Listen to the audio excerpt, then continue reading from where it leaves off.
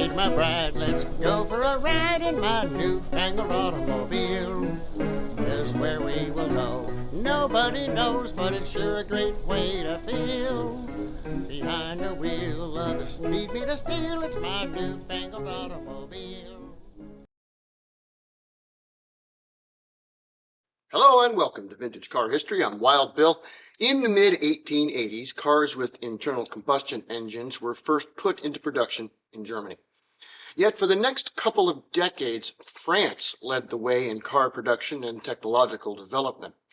The French automakers also led the way in artistic design for cars, and many French cars of the period were sought after by the elite of society that wanted to be as fashionably modern as possible. And amongst the most fashionable cars of the time was made in Lyon, the Rochet-Schneider.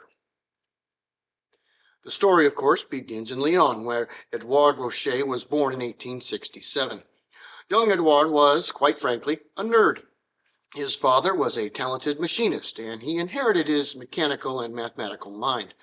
He excelled in his academics, graduating with honors from La Martiniere Montplaisir, if I said that right, at 14 years of age, with his degree and a hunger for engineering.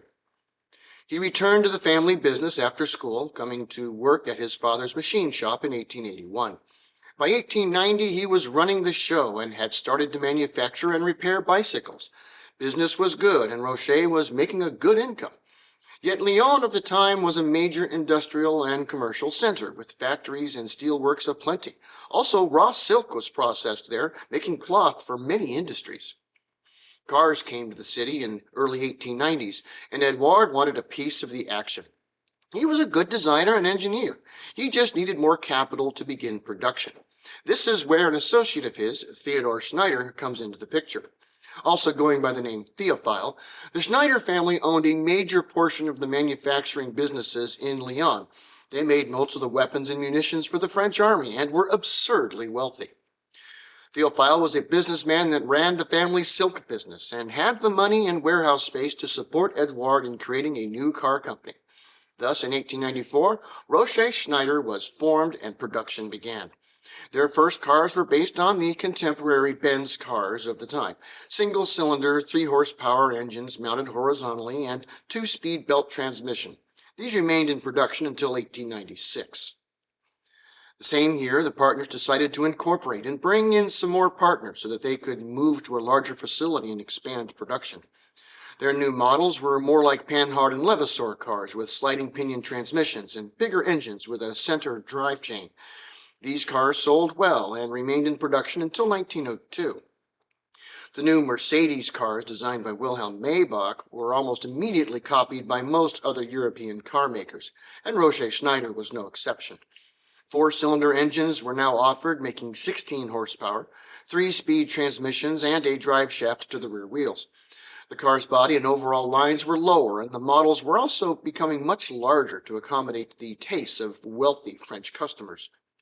By 1909, Rochet-Schneider offered 9 different models, 2 of which were powered by massive 6-cylinder engines of either 30 or 45 horsepower, though they did revert to chain drive to the rear wheels for these very large cars.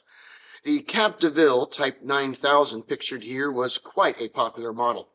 The body mimicked the horse-drawn hansom cabs commonly found on French streets, and was actually considered a sports car despite its rather odd appearance by today's standards.